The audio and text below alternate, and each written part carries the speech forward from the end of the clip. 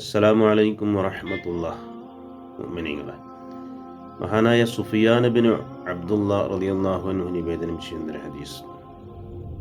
അദ്ദേഹം പറയാണ്, ഞാൻ നബി സല്ലല്ലാഹു അലൈഹി വസല്ലം തങ്ങളോട് ചോദിച്ചു, ഖുൽ ലീ ഫിൽ ഇസ്ലാമി ഖൗലൻ ലാ അസ്അലു അൻഹു അഹദൻ ഗൈറക.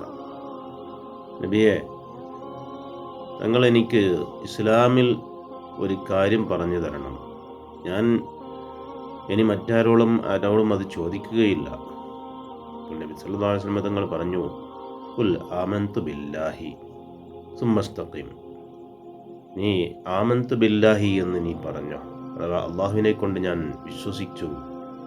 സുമ്മസ്തഖിം, എന്നിട്ട് നീ യഥാർത്ഥ ഇസ്ലാമിൻ്റെ മാർഗത്തിൽ അഥവാ സത്യത്തിൽ നീ ഉറച്ചു നിൽക്കുകയും ചെയ്തോ എന്ന്.